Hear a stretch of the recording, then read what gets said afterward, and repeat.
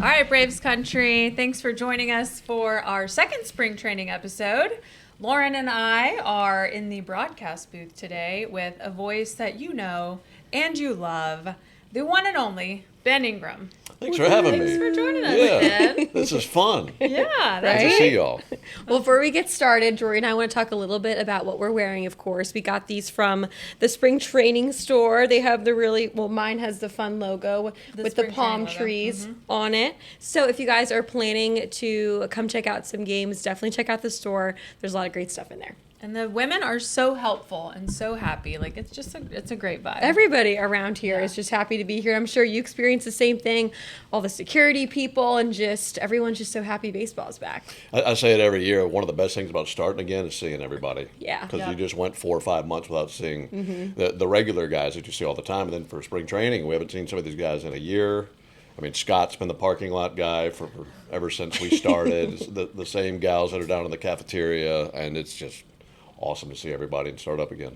Well, thanks for joining us. You literally rolled in yesterday into Northport. You're going to be here for the duration, but tell us a little bit about your off season, what you've been up to. I think sometimes you call some other sports and some other games. Did you do any of that this season? I did football. I did the Peach Bowl, which was a semifinal game this year. So we had the Indiana-Oregon game, which is really exciting. That's been fun to see the Peach Bowl get bigger and bigger and become, we'll host national championships and quarterfinals and semifinals. So to do that, it's a blast. It's a completely different style of broadcasting to me than baseball is. It's a lot more, explosive because it's one game and somebody's season's done. So that's a lot of fun. Off season itself, those are my months to do what I want to do. So I hate to get to this time of year and know that I didn't just blow it out. So every year, planning the off season is serious. So traveled to Italy, hunted a bunch. What do you hunt? Pheasant, deer, and duck. What's a pheasant? Not all at the same time. It's like a little bird. Oh, bigger pheasant. than a quail or Okay. smaller than a quail? It's a little bit bigger than a quail. They're pretty. We went to South Dakota to do that. Oh. And that was it was a beautiful place. Yeah. And pheasant, it's actually the first year I've been pheasant hunting. Okay. Duck hunted and deer hunted plenty, but pheasant was a first time for me. And I had some buddies who go to South Dakota, Chamberlain, South Dakota, Thunderstick Lodge, great place. Shout out.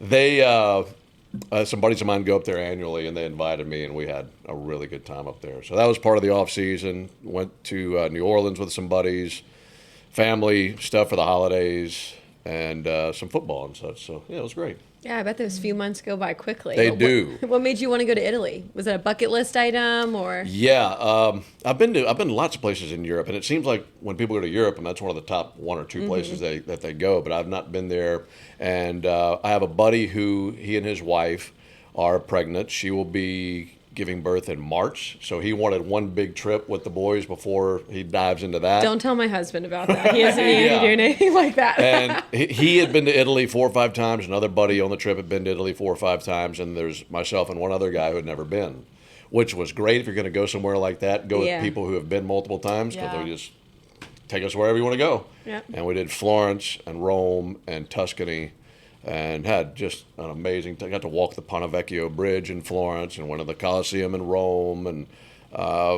just an amazing place. And to me, that's the best part of the off season, is going somewhere really far off. And I just love the idea of nobody in the world knows where I am right now. Yeah. I just Completely kind of getting lost. unplug. Yeah. Yeah. That's a fun time. I believe they call those dadschler parties. Oh, that's good. I like that. That's That's a clever. thing. That's Now? a thing. It's like the dad's last. It's not a bachelor party. It's his last stand before he's a dad. The bachelor party. Okay. Yeah. It's a Your thing. husband, I'm sure, is going to line one up after he sees So this interview. his friends, they are gonna, I think, go to Kiowa for some golf, and I'm very much like, but it's kind of getting close to June. Like the weekend keeps getting pushed back, and I'm like, oh, we're getting in some tough territory. But I do want him to go do that. But yeah, I mean, if he's going somewhere like Italy, like, no, I'm going. Right, Like we should have done that a year ago, Right. or we'll do it in a year. That'd be funny. We want to talk a little bit about your background. You're from Meridian, Mississippi, which Ben was so kind to respond to like a random Twitter DM. God, like a ton of years ago when I Right. was living in Jackson, Mississippi. I was a sports reporter for Channel 2. It was right after the Braves won the World Series, so you were kind enough to be a part of my sportscast, and I got to interview you. How did a kid from Meridian, Mississippi grow up in Get to work for his hometown team. Right. Well, and I'll claim Madison. I was born in Meridian, Okay. but we moved to Madison when I was younger. Madison's way different now than it was when I was growing up. But I love Mississippi. It's a great place to be from, great place to grow up. Had an awesome childhood and just a fun place. But broadcasting is something that I always had a passion for. And it is a bit perplexing because I had an interest in this long before I knew if I would be any good at it, long before I knew what my adult voice would sound like. I think for the comparison I try to make is a lot of people might pursue music or singing after they've heard themselves sing. Hey, I've got a decent voice. I should pursue this. I at 8, 9 years old, you don't know what you're going to sound like. Yeah. And there was no one in my family who was into broadcasting. I had no people outside of my family who were involved in broadcasting to any degree. And it's just something I happen to gravitate towards. And as I got older, the more and more I enjoyed not just the art of broadcasting, but the creative side of things. And that's really where I really have the most fun on the air, is when it comes to creativity. And that is something I just pursued, and I gravitated towards it and just kept pursuing it. And one door led to the next and the next and the next. And I had plan Bs just in case, but I never had to go to them. And it just worked out. And the next thing you know, we put that kind of work and dedication into a craft, and good things can happen for you. So my goal was to do Major League Baseball. I didn't care where. I really didn't. I mean, I loved the really game. Manifested that. Yeah. So the fact that it ended up being here is something that you have a hard time explaining, because it's the best spot for me. It's a place that I would have picked. It's what I always wanted, but I was just grateful to be in the big leagues to any capacity. So the fact that it worked out in Atlanta is really an amazing blessing. And it was always baseball. Yeah, and I've called basketball and football over the years, like we just spoke of, and I enjoy doing both. But with baseball, there's just something about the game, the everyday nature of baseball that I really enjoyed. And you can do this, and it can be a full-time job. Not that football or basketball can't, but we have so many more games in baseball. So, and there are minor league teams, unlike you might have in other sports. So there's a way to climb the ladder through the minor leagues. And that path just seemed like the one that was most appealing to me, and going with baseball. And my dad played college baseball, so it was baseball all the time in our house growing up. Yeah, and for those who don't know, the Atlanta Braves do have the largest radio network in all of Major League Baseball, so it's not like just Metro Atlanta's hearing you. I mean, your voice is going throughout our entire region. I mean, there's so many different ways to listen, so that's really cool that you got in a spot that wasn't like a San Diego or like, a tiny little market. Like your broadcast, you have so many affiliates, which is really neat. I think we cover 9 states on about 200 on the radio side. On the radio side, Wow. and one of those affiliates, when I had an internship with a sports station back in Jackson, we were an affiliate of Braves baseball, and I've run the board for Braves games. I mean, when I was an intern with WJDX in Jackson, and they had day games, I was running the board with Skip and Pete and Don and Joe and all that. So I've been on the other end of it. Yeah. Wow. That was, 03, 04, something like that. So it's fun to see both sides of all that. Did you ever want to go the TV route, or were you strictly radio? I was curious in television. I was curious of what that might be like, just because it was a completely different form of creativity. It's a similar skill set, but there's a fork in the road, I feel like. And there are lots of guys who can do both. But I tended to, I dabbled in television, I guess you might say, but I just loved radio so much. To me, it was the medium for baseball that just made the most sense to me.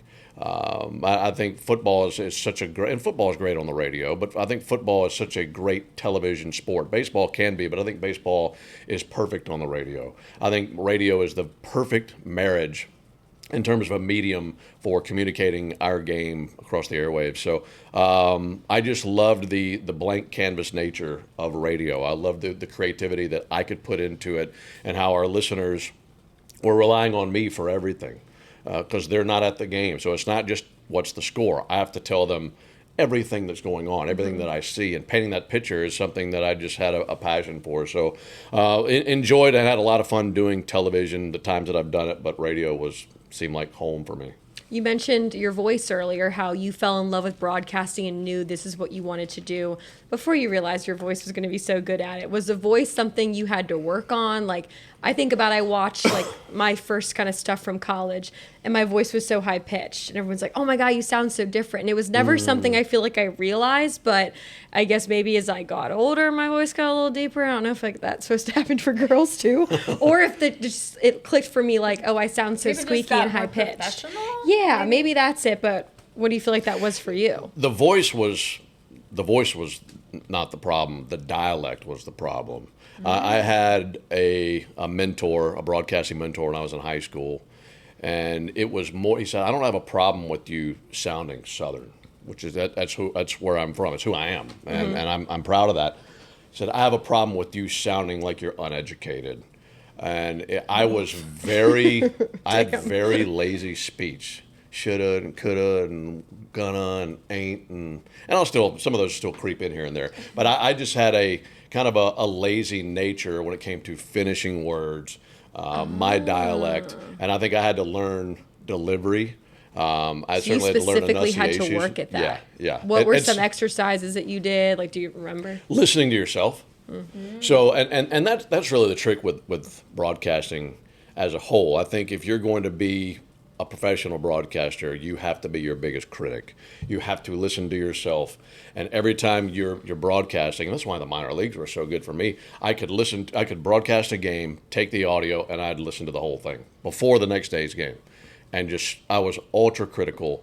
Strip it down, take what you like, take what you don't like, divide it, work on what you like, get rid of what you don't like. And it was that process over and over and over again. So I knew that I liked my voice. I just wanted to sound professional. I wanted to sound more polished. That might be the best word for it. So I want people to listen and say, hey, I'm sure that guy's from the South. He's the voice of the Braves. That fits in. But I also want it to sound like I have an idea. I'm not just some guy they pulled up, from a truck stop and gave a microphone to. So I think that was the biggest challenge of getting on the air and sounding like I wanted to sound. Is Jay Chad ever in your ear like, you sound like an idiot?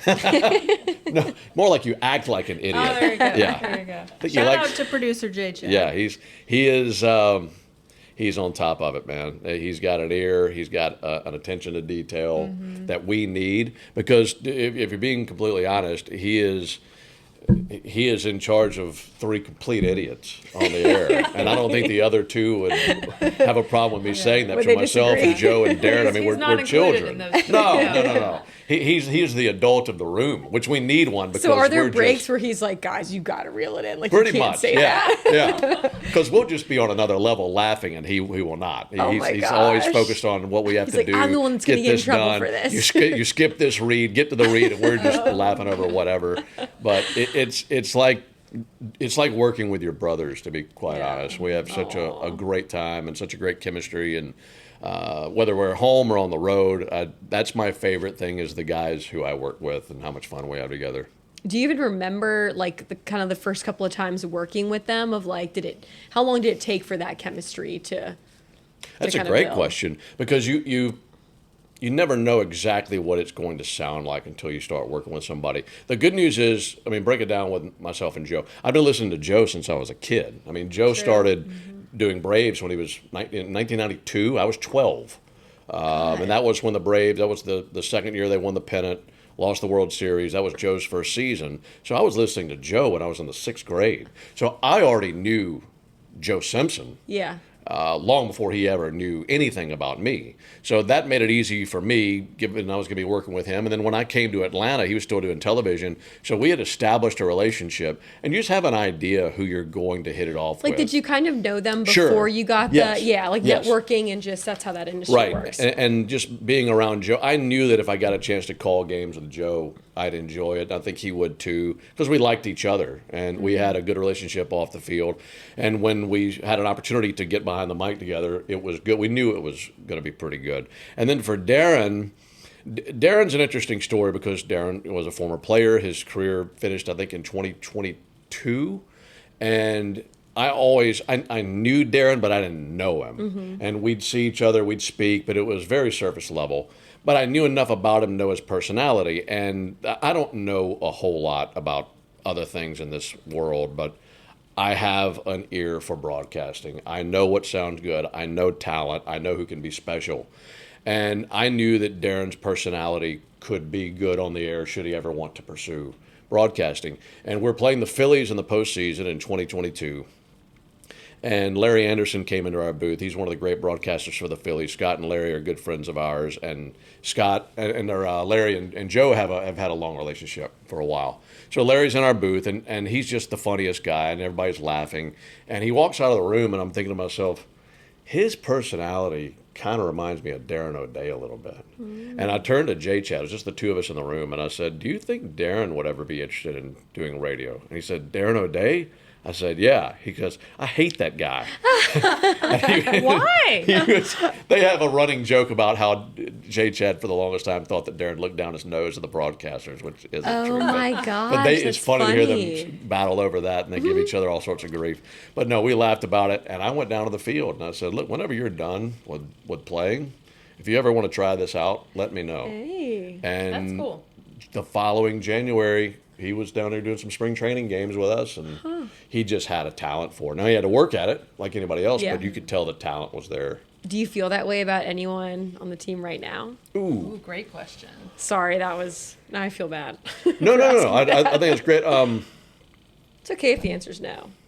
No, pitchers to me relievers are so good because all they do all game is just they talk to each other. And then they come in get their 3 outs and they're on. But they're down there talking about the game and talking about all sorts of other nonsense. So they'd be good with a microphone. Okay. So I would start with the relievers. They're typically engaged, but also know how to have a good time and can kind of get off the beaten path and know a little bit about a lot of things, and that's good on the air. Okay. I'll have to have you get back to me on that. I will. Yeah, I'll come up with a good answer, too. I want one, though. I'll talk to you again in September about it. Right, yeah. So one thing I wanted to ask you, because I think you do this really well you and Joe and Darren or whoever, is how do you know on the radio side, like you're play-by-play and you've got an analyst, like how do you know when to let there be the quiet moments? Because you're not talking the whole time. Right. But there's it's a comfortable quiet. And then how do you know when to let your analyst speak? Like, are there unwritten or written rules? It just seems like there's a good balance.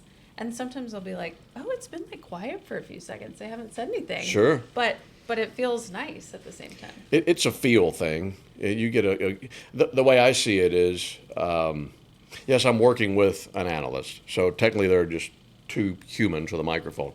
But what's happening in the stands, that's another element too.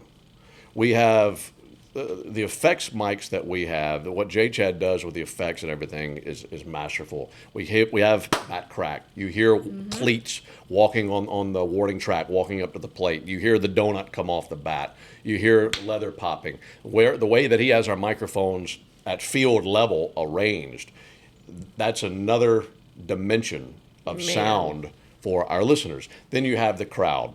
And the crowd, to me, is there for me. It's almost like I'm directing a symphony. They're just another instrument I can use. I can call for more or less. But you have to know when they can tell the story better than you. So if you have a moment where there's a big moment, we just have a walk-off, there's a double play to get out of an inning, a big jam or something like that, or a huge strikeout, the crowd can tell our listeners what's happening better than we can. So you get a feel for that. You get a feel of when to use them. You get a feel of when you need to lay back, let it breathe, and let them tell the story. And I think letting it breathe is something that any young broadcaster has to learn. And that's hard because when you're coming up in the minor leagues, there might be 10 people in the stands. So it's hard to let it breathe if there's not someone there to breathe. But you get a feel for that. I think when it comes to your analyst, you know where their strengths and weaknesses are, and I know where the strengths are for Joe. And I mean, Joe's got a PhD in baseball. There's nothing in this game I cannot throw at him. I'd say the same thing about Darren. And I know where I can set them up, and I'm just putting the ball on the tee and letting them take hacks at it. That's how you, to me, set up the analyst. So you're balancing all that together. When the ball is in play, when there's action going on, I have to be telling people what's going on. But once that stops, once there's a moment, okay, this is a time for the analyst to jump in. This is a time for me to let the crowd breathe. There are times where we might communicate with each other where we'll say, that means let it breathe. We had a moment in L.A. last year, an unfortunate moment, when Shohei Ohtani hit the walk-off against us last day of the first road trip. and the place is going berserk. And you make the call and lay out, and I'm kind of watching Joe, and we're kind of waiting to see, okay, we want to let this tell the story of what's happened, and then kind of dive back in. So you're using communication without nonverbal communication. Okay. Sometimes and I can just look at my guys and know, they know what the look means from me, I know what the look means from them, and you know how to communicate without speaking to each other. Yeah. Wow. That's neat. Yeah. It is such an art, like you were saying, and just from the fans' perspective, like with my, in-game assignment, I always leave before the game starts unless I'm staying and hanging out. But it's like those things you were saying, like the cleats and the crack of the bat, like those are just things that we don't realize. Like, yeah, we realize we're hearing it, but like all of it is super, super intentional. I just want to put the listener in the ballpark. Yeah. Because they're not there, they want to be there. I want to take them and with their imagination, put them right down there by the dugout. And that's what we get to do. You probably get asked this all the time, but do you still get nervous? You get excited. I don't know that I get nervous. The excited point in your career now. I don't care where we are in the season, where we are in the standings. I'm not just saying this. This sounds cheesy, but this is the honest to goodness truth. There's an adrenaline kick right before first pitch every game. Every game. Where it's like, here we go. Mm-hmm. I mean, we're on the air. I mean, there's an old Waylon Jennings quote that I love that he would tell his band where he'd say, "This is not a dress rehearsal and we are professionals." And I think about that all the time because you shouldn't take it could be a Tuesday night in August against Pittsburgh. It's still a major league broadcast. Doesn't matter where the teams are in the standings. People are out there and people want to be entertained and they want to be informed and they love this team. And it's our job to bring them the team that they love. I don't think we ever lose sight of that. We all love the game so much. We love the franchise so much. We love the players. And it all comes together to where it's such an honor and a privilege to get to do that adrenaline kicks in every night, right about 7:10. Like, here we go. Because you never know what's going to happen. Yeah. You could be in dead last place. You might have a perfect game that night. You might have a guy, hit for the cycle. You don't know what you're going to see. You could go to a baseball game every night for 50 years and still see something that you've never seen before. And you have to be ready for that, and that's part of it. And I feel like baseball is that special sport. Like, you have to love it to be able to work in it.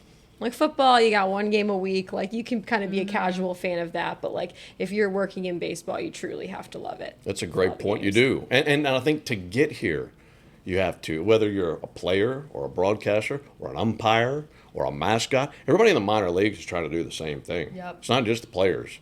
All the coaches, all the managers, all the umpires, all the broadcasters, everybody in the front, they're all trying to get here. And you have to, there are times in the minor leagues, more times than not, where you feel like you're 100,000 miles from where you want to be. And if you don't love the game, you're going to be miserable attempting to climb the ladder.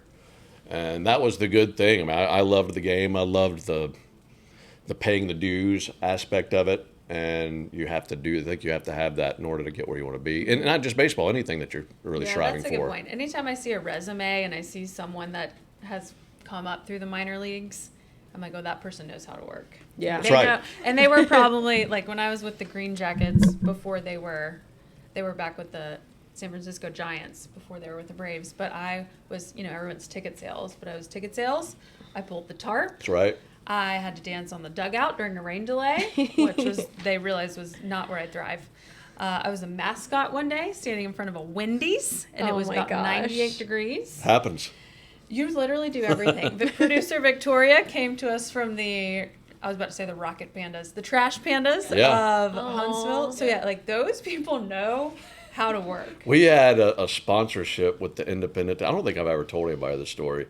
We had it with the independent team I worked for. This is 2004, the Jackson Senators.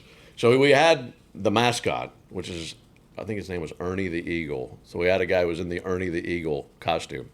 But they had a sponsorship with a local pickle and cucumber company called Peter Piper Pickles. Oh my gosh! And they wanted somebody in they had a pickle mascot, Peter Piper Pickles, and me and some of my we had to take turns wearing the pickle mascot right up till game time, take it off, go up, call the game. Yes. And the pickle had these thick red mittens. Your hands would be just, I mean, the whole thing was hot. But it's like, it's August in Jackson, Mississippi. Yes. I mean, it's... Somebody find a picture and send that in. Like, what? We'll give you free Glad we tickets to a didn't game. have camera phones then, which is Ben good. and the pickle. Yeah. Oh my That's so gosh, funny. the things you go through. Well, we're going to shift a little bit into this team since it is kind of right around the corner, this regular season. And one lovely guest Lauren and I got to talk to earlier this week was Miss Terry Weiss, First Lady of the Atlanta Braves. And we were just kind of talking about the Walt Weiss era and how his name was in the running, this offseason. There's a lot of conjecture about who the Braves would hire, which way we'd go. But the players and everyone seems to be really excited and I've heard just tremendous things about Walt. So we wanted to ask about kind of what your relationship with him was like. What are you excited about in this kind of new era of baseball this season? Well, like you said, for the longest time, once we discovered that the Braves would be hiring a new manager, 1 week turned into 2 and 3 and 4. So we just came to the conclusion it's going to be somebody from outside the organization. Yeah, I sure did. Yeah. So in my mind, I'm already thinking, okay, this is a completely brand new start. And I was trying to think of the things I need to do for my job to go ahead and establish trust with whomever this person is, because they're not going to know me. I'm not going to know them. And I need to find a way to know them, have some chemistry with them, get on a pattern with them, but not be in their way. And really to just establish a good, trustworthy relationship with this person. And then the news came down that it's Walt. And I'm thinking, this is great. So, I got myself all hyped up right now, but I'm good to go. And I'd have been happy with whomever, but when it was announced that it would be Walt, I'm thinking, I already have all these things with him. Mm-hmm. So That's selfishly, that was the first thing I thought of, and thinking about what he meant for the team was the next thing. But I have to think about my job first, and I've interviewed Walt multiple times. I talked with Walt down at the cage. I know how to communicate with him. I know what he's going to give me, and I know that he's going to.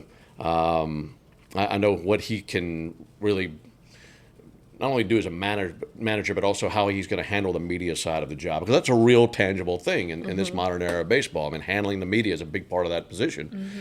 And already knew I had all those things, every box check marked for Walt. And it just made me thrilled to get down here, start again, see him. Speaking with some of the players, and all I can do is watch from the sidelines or from the booth in this case. But speaking with some of the players, I got to have some off-the-microphone conversations with some of our guys at Braves Fest when we did the interviews before the gala. And I don't even need the words out of players' mouths. I can see the look in their eye, what they really think. And it was really, really good. Good. And that excited me because I know Walt his tank is full when it comes to his competitive nature, his tenacity for this job, the love that he has for this game, and he's a baseball lifer, and I love that so much. Nothing against some of these young guys who might be in their late 30s, early 40s, who have done lots of different things, but I just love the idea that we're getting a guy who A, has been here, B, has managed in the big leagues, C, played in the big leagues, D, played in the big leagues for us. And he played under Bobby, and he spent time under Snit, and he's been on the staff, and all these players know him.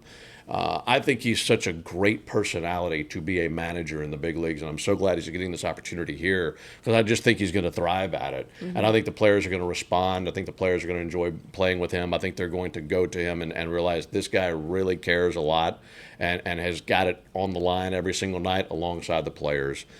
He's very informed. He knows the organization. It's not just about the guys in the big leagues. He's going to watch these guys who are going to be in AAA and AA and A ball and give you a really good opinion of what he's seeing and what the next crop of potential big leaguers could look like. So he will do such a good job of having his tentacles throughout this organization and knowing exactly what's happening top to bottom. And he can furthermore communicate that to me anytime I ask, whether it's on the record or off the record. He's going to be honest, and I love that. And I just can't wait to see his competitive nature with this bunch, with this clubhouse, and see what that produces on the field. Do you have any funny stories or interactions with him from the last couple of years, or you can remember? The one thing that comes to mind. Can you tell it on a microphone? This is one I can. The wheels are turning. This is what I can tell on the microphone. I remember, so we win the World Series in 2021, and we had gotten it was the start of the following season, so we had all gotten our rings, and I'm down there at the cage, and we're talking about the rings and everything, and I just remember him saying like, he said, you should see what we won when I was with the A's in 1999. That was a ring. He said, this was a trophy. And we were like, just talking about the size comparison of how rings have evolved over the years. And I thought that was a funny statement because it really is. I mean, the things are just gigantic. Well, people forget that. He's a 2-time World Series champion. Yeah, one as right. a player and one as a coach. Won a Rookie of the Year with the A's. I mean, those A's teams. I had the Bash Brothers poster of that team with Really? Canseco and McGuire, and he was the shortstop and Rookie of the Year, and Carney Lansford and Dave Stewart, and they were loaded. And that was such a fun team. And yeah, he was right there in the mix of all that. And just remember watching him when I was a kid. And then, of course, he comes to Atlanta, and everybody remembers the play against the Astros in the postseason and how good he was defensively. And just a guy who has, no matter where he's been, has been part of winning teams. So that's the culture. That's what he's always been around, and that's what he's going to expect, and that's the standard here. Yeah, that's there was a cute moment earlier today where all the players were getting ready to go out and do their workouts, and there's a lot of non-roster guys, a lot of minor league guys that are up here, and they're my favorite because they're just so excited to be here, you know, like they'll do anything you ask them. And one guy stopped Walt on the way out, and he was like, "Sir, I just wanted to introduce myself. I'm so and so." Called him sir? That's so Yeah, cute. and he was like, and Walt was like, "Oh yeah, like welcome. We're so glad." Like knew exactly who he was, knew his name. Like it was just such a cute moment. But like yeah, now like the attention's on him. The buck stops with him. Yeah. He's the center of it all, and it was just so neat to kind of see him interact with some of the younger players that you know probably don't get as much face time with him. But it was cute. That is great. He's going to be great at it. Yeah. I can't wait. So one thing we wanted to ask you about, which we actually talked about this off air because our team has been talking about it. But so you're down here a lot in Northport. Mm-hmm. So for anybody that might be coming into town, you know, we wanted to hear about your like fun places to go. What do you do, and especially what are you doing tonight, Ben? We're going to the rodeo tonight. We're going to the Lee County Rodeo, which is about an hour south here in Fort Myers. And I've been one. We went 3 years ago. Myself and Ricky Mast went. We had a great time. Outdoor rodeo. It might be 3,000-4,000 people there, and just kind of a lower level rodeo if you know anything about the hierarchy of the rodeo circuit. But it's just a blast, and the weather's great. Well, we wanted to go each of the last 2 years, but it just didn't work out schedule wise, and this year it worked out.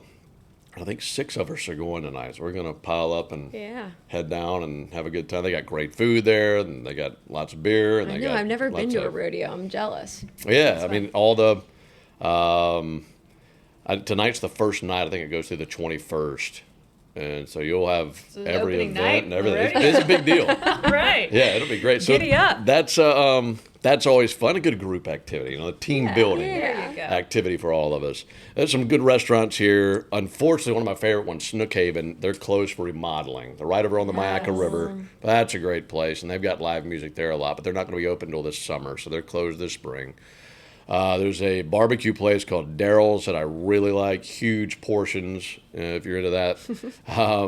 There's Sharky's over on the pier is great. It's a great place to go watch the sunset. Then you go back in and have a good time at Sharky's. There is a place that we discovered last year, and I can't remember the name of it, but it's a pool hall that has a walk-in cigar humidor. So, I mean, walk in and pick a stick. Was that the place that John was talking about that they went last night? I don't think they've got the cigar. Victoria said no. No, that sounds a little more high class than we're doing. Yeah, those we've hit those places, and the beaches are great. If you just want to get to the beach pretty easily, Venice Beach you can get to in 15-20 minutes. If we have an off day and you want to go up to Siesta Key, that place is gorgeous. Yeah. That might take you an hour-ish, but if you have the day off, that's a good beach for sure. From a broadcaster's perspective, how do you kind of look at spring training? Like, obviously, at this point, I don't really think you need practice games anymore like you did earlier in your career. But, yeah, how do you guys view it? This, to me, is I understand the excitement. And for the fans, I certainly understand the excitement. You want to dive right in. And who's healthy? Who isn't? Who's going to be pitching? For me, this is like easing into a hot tub. I don't – this is just – nice and easy. Let me be honest with you. I don't remember what happened last spring training. I've completely gone from my memory bank. Yeah. And the one before that, I can tell you things that happened last season, but I don't really remember much about spring training. This is about getting guys their reps, getting them where they need. All 26 guys on the roster are going to need different ramp-ups to the regular season. Some guys might need 40, 50 at-bats. Other guys might say, hey, I'll play for 20 at-bats and I'm ready to go. Same thing for pitchers. I think the reason that spring training is so long is for our pitchers. The position players could have 2 weeks of spring training, 3 tops, and say, okay, we're good.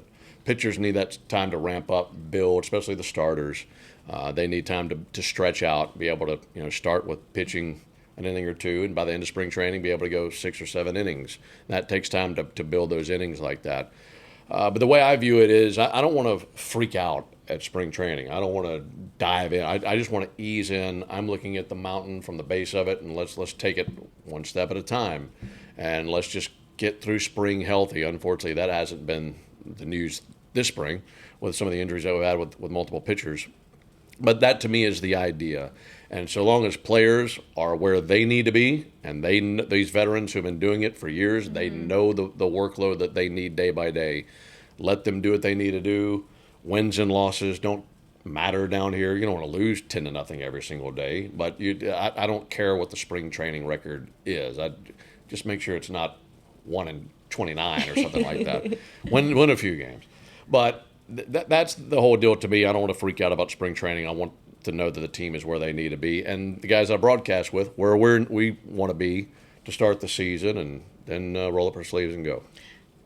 I was going to ask, do you have any special costumes planned for us this year, Ben? A la the NASCAR fire suit that you and Darren donned. That was good. That was Speedway Classic last year. Whatever we do, it'll be pretty spontaneous.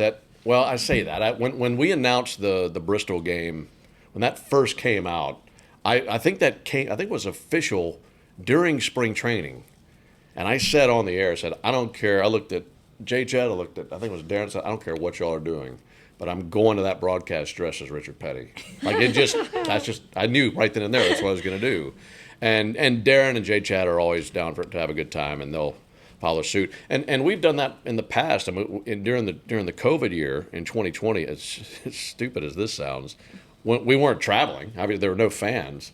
Yet there would be road trip when the team would be in different destinations. We'd dress up accordingly, even though we were at Truist broadcasting the game. We showed up to Truist one day in 2020 when the team was in Miami, dressed like the cast of Miami Vice, because we were just to entertain yourselves. To entertain ourselves. I mean, remember how bad COVID was? There was Yeah. nothing going on, so we all threw on these fluorescent shirts and the white blazers and my gosh. sunglasses, and showed up looking like Don Johnson. Y'all were bored. We were extremely bored and depressed. We needed anything. But yeah, we like to, anytime there's an excuse to do something off out of the norm, we'll take it and run with it. I've got some ideas for you. Fire away, because we'll do it. Well, one that came to mind with America's 250th birthday that we've got on July 4th. I mean, I feel like Philly's going to get a lot of attention. Like, is there a Founding Fathers play? That's not a bad idea. That could be one. I do think Miami Vice is one that people need to see again because it was COVID. Right. That could be a good one to bring back. That could be. Full-on cowboy, for the Rangers or Astros could be fun. Sure. I like that 250th anniversary idea, because typically we've done coordinated red, white, and blue shirts for the 4th before.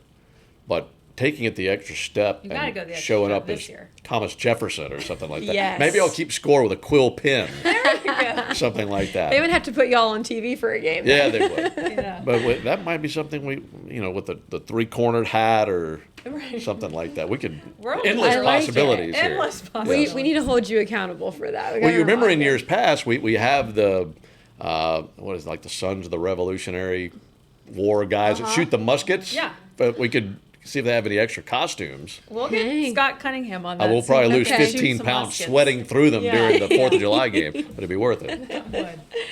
Are there any spring training memories or funny stories that just come top of mind to you?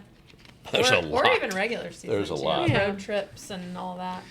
I'll give you a few. People love Since your we're in spring stories. training, I'll give you a few spring trainings, because if I start thinking about regular season, I'll never stop. We had, let's give you 2 of them. J-Chat almost got killed with a foul ball one time in Bradenton, and they've since put a net up over, because that press box is right on top of the plate, and you'll get some screamers up there. And we've got the audio. But this ball, I mean, it came back 100 miles an hour. The net at that time was under the window, so they had a free shot right up in there. Ooh. And it whizzed right at his head. He got out of the way. It put a dent or put a hole in the wall, and he fell off of his stool and down some stairs. No. So we've got My the audio of it. gosh. You can You hear can the thing hear it come. all? Yeah, it's. I mean, you that just on hear him. YouTube? Stairs near his store. I don't know. Yeah. It's a very poor design. That's It's a good like one. that at Truist too, I think, right? You have to like step up. There's like a platform. Right, it's a little platform. Now he Yeah. has to be able to see, so they want him elevated because if he's on flat ground behind the broadcasters, he Can't can't see see. anything. True. But so they elevate my the producers, or they're supposed to. But you'd think the stairs would be a little bit further away from where the wheels of a rolling chair would be. Was he okay? I mean, you've spoken with him. He hadn't been the same since. No. The answer is no. Then he's not. That's a good one. There was. Can I interrupt? Speaking. Yeah, yes. Speaking of being killed by a foul ball, Mm. did you ever anticipate calling the death of a bird No, on air? no, that was in yeah. spring training too. That was. We listened to that this morning. We did re-listen to that. Have you seen the? There's video of this. Yes. I mean, the poor it Like, looks really like feathers came up somebody like a shot cartoon. a pillow with a 22 because just. I mean, feathers were slowly floating down, and this bird just went beat down into the first row. I mean, it got Oh, my smoked. God. I mean, it didn't feel anything. That thing he was dead It was like immediate. that. Oh yeah, he was Oh, graveyard that's so dead in a gross. split He second. didn't suffer. No. He was there, and then he's tweeting in bird heaven. That was instantaneous. So that Who hit happened. We had a wreck one time on I-4. Fortunately, everybody was okay. We were playing. This is back when we were in Disney. And at spring training, we drive ourselves. We're not riding with a team like we would during the regular season. And we're going down the road to Lakeland, which is 30, 40 minutes from where we were at Disney. And I-4 is just the worst stretch of interstate in America. It's the worst. And there was a car that somehow lost control. They were merging on to the interstate that we were already on, came behind us, hit one car, came back and hit us, and then went off the side of the road. And so that stopped traffic. Well, the team bus was probably 5 minutes behind us. Oh, no. So traffic was backed up for miles and miles and miles and miles. So we got to the ballpark. I mean, the game was probably less than an hour from starting, and the bus would have gotten there even later than that. And all anybody was talking about was how bad the traffic was. They almost didn't get to the game on time. Like, well, we didn't cause the accident. We were not at fault, but we were in the accident. Involved. That was wild. Oh, gosh. But this is my 16th spring training, and the stories start to pile up. You've lived a lot of life. Yeah. Like with Well, the 6 weeks team at a and- time, 16 times. I mean, car How many years accidents. is Like, that? what else? Yeah, it's over a year of my life I've spent down here. So. That's crazy. Mm-hmm. That's funny. Are there when you're on the road for so long, and you've been doing this a long time, but what are still your favorite other cities to visit? Not necessarily ballparks. I mean, that Sure. too, but like, where you're like, oh, I'll never get tired of going to this place. That's a great question. The first thing that I look at when the schedule comes out is where are our off nights. Yeah. And off nights are great anywhere because you want just time to breathe. I always joke with them we always try to go somewhere nice for dinner because that's the one night where we get to choose what we have for dinner. Otherwise, we're at the mercy of whatever they bring us to the ballpark, which sometimes is good, sometimes is not. But but if we have an off night in New York or Chicago, to me, that's as good as it gets because you can go to a different restaurant 1,000 times in a row. There's just so many restaurant options in those two towns. Great restaurants, and it's such a competitive city restaurant-wise because if you see a restaurant that's been in New York for 30 years, 40 years, 50 years, they're doing something right because it's such a competitive landscape with how many options people who are visiting or live there have to go eat. So you get to go to so many great restaurants. Those two are good. Miami's obviously good. If you have an off day, you can go to the beach, things like that. Other places, I really love Seattle a lot. I've enjoyed that's become one of my favorite places. Cool. But it's just so different, and the weather feels great, and I love the ballpark as well. But those are probably at the top of the list. I mean, you might expect something like L.A., but everything's just so spread out. Yeah. I like how concentrated things are in New York and Chicago, where you can just walk out of the hotel and get a quick Uber, or even walk and be somewhere we've True. never been before. What's the go-to cocktail for a night off Oh, me bourbon. during the season? Neat. Bourbon. Yeah. Just neat? Neat. Okay. Weeded bourbon. Does neat mean no ice or like no ice cube? Correct. Okay. And Nothing else in it, right? I mean, to me, I love weeded bourbons. Weller, E.H. Taylor, all the Buffalo Trace stuff, Blanton's, etc. Okay. I thought you'd be a white wine kind of guy. Yeah. That's Jay Chat. A buttery shard. Not so much for me. I do like some red wine. I drink a lot of red wine in Italy. I learned a lot about the red wine in Italy. That was great. Jay Chad and Darren are martini guys. I like having their Really? I cannot imagine Jay Chad holding a little dirty martini. Well, we'll win again. It was back in 2023 when we were winning every single game, and that was the way that they would celebrate, like teeny time is what they say. So they get their martini, and I'd get Something my friends and I say. and I'd get my bourbon. And they were on a quest to find the best martini that they could find. And I want to say this one hotel bar in Boston was the winner, and I can't remember where we were or what hotel it was, but I think they crowned this martini as the best one that I they feel like had. you gotta have stuff like that to probably like with just all the time on the road, and it's fun in itself. But I'm sure having little things like that make it better. Yeah, it does. Yeah. Oh, that's funny. I had a question and it went straight out of my brain. That happens to me every night. Does it? Yeah, you That's just something you forget wanted to stuff. say, Right, and then you're like, it's gone. dang, it was gonna be a good one. Brain fart. In real life, yeah. Well, one that we always ask our guests is, are you watching anything or reading anything fun right now? Yeah, matter of fact, I just started a new book 2 days ago. For any music lovers out there, Steve Gorman was the drummer for the Black Crowes for I think 12, 15 years, so maybe a little bit longer than that. He wrote a book about his time with the Black Crowes, and I'm a huge music guy and a big fan of their band. That was my question. It was Is that about right? music. Okay. Yeah. But finish.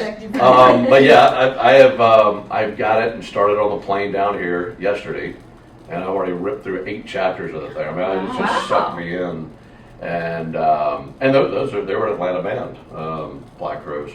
So that's been fun to hear them detail places that they lived or worked or whatever. Like, I know where that is. Like, one of the guys worked at Fellini's at one point. Yeah, cool. in No Buckhead. way. Yeah. Like, well, that's cool. I go there every Friday. Yeah, there you go. And so that's one I'll probably finish this spring. As far as shows go, I'm at the mercy of Jay Chad with the television, because he and I we have a condo down here every year. So he watches all these trash reality shows Stop with it. his wife. I love that stuff. And well, you can come over tonight. I'm sure he'll be watching Summer House, Southern Below Shore. Deck. This is all. And I don't know. Chad, where are you? I don't know any of these shows, but I hear him talk, well, I've got Southern Charm tonight, or I've got Below Deck tonight, or I've got, Stop. and he'll watch them, and then he'll call his wife, and they talk about, I mean, it's really great. That's And, hilarious. I'm like, who are these people? My husband Right. will dabble, but like he does the whole, what are you watching? Oh my God, that's crazy. What happened? And I'm like, no, I'm not going to sit here for 15 minutes And and just watch explain it. it to you. You have to watch it with me. I'm not going to explain to you. Yeah. So that, I during spring training, I'll somewhat familiarize myself just enough to say, okay, I'm going to go smoke a cigar. I'm out of here. But I've watched some of those with them. Beyond that, I just watched the Netflix movie with Affleck and Damon. I forgot that. Oh, did you like it? The Rip, was that what it's called? Yeah, They're I like haven't cops seen it in yet. Miami. I thought Yeah. that was pretty good. And I feel like there was something else I was watching. I can't Are you a remember. podcast guy? You listen to anything? Not real. I'll hear. There is a podcast that I kind of go back and forth on called Mic Drop with Mike. What is Mike's last name? He's a former Navy SEAL, Ooh. and he interviews other guys who have been special forces and gets them to detail some of their shows. God, I forgot. You listen to Jocko?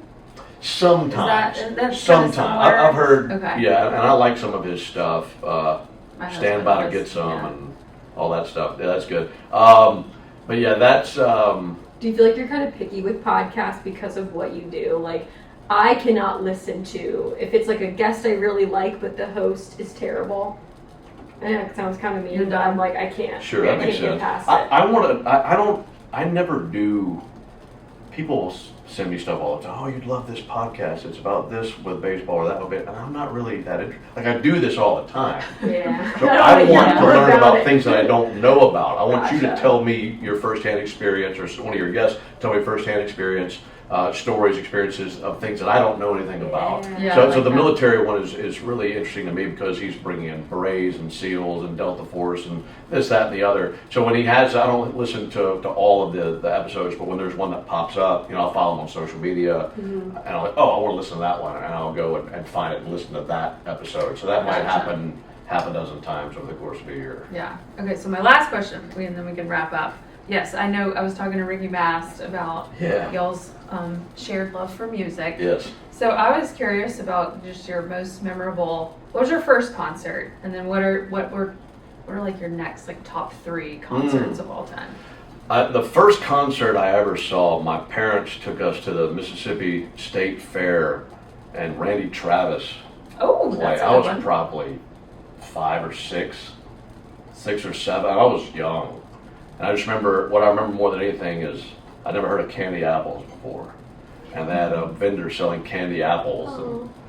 And so my dad got me one, and I discovered quickly I just liked the caramel exterior, so I just licked the thing. Did you lose a tooth? Probably Yeah, did. probably. But the apple probably wasn't touched. I just licked all the caramel off of it. I remember that was my first concert, as I was really young.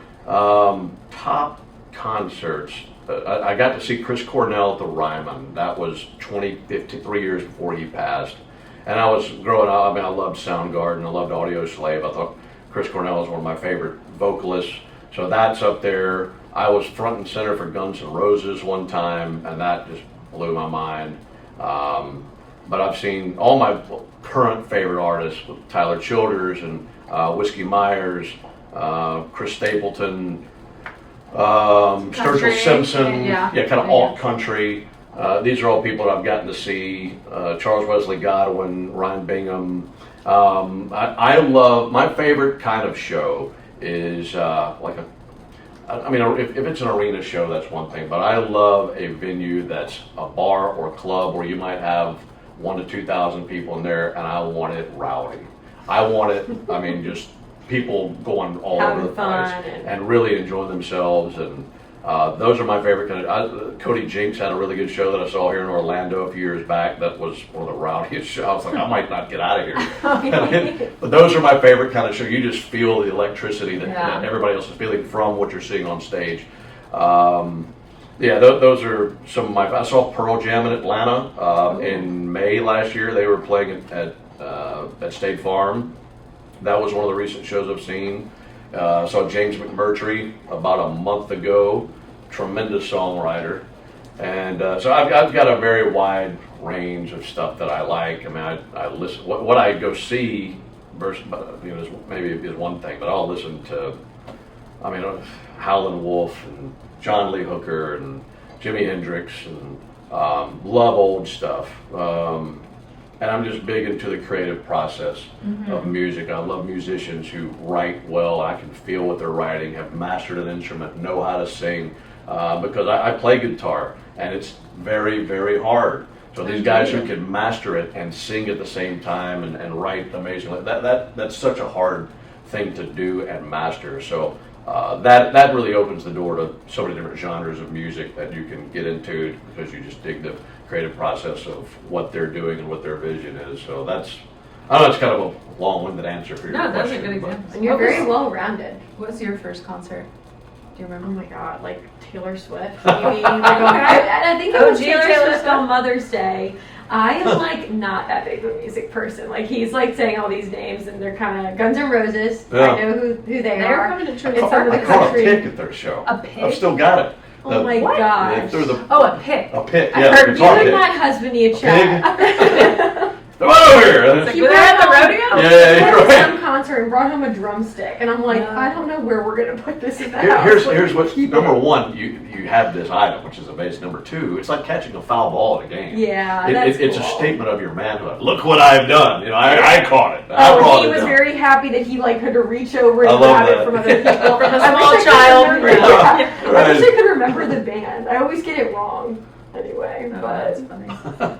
Yeah, I did absolutely lose my mind, sob. I get chills every time I hear like an OG Justin Bieber song. Like that made me lose my mind at 16 years old. Yeah. I gotta show you guys. It's embarrassing. Oh, that's funny. So- Mine was John Mayer, which I thought was Great pretty good. guitar player. 8th grade.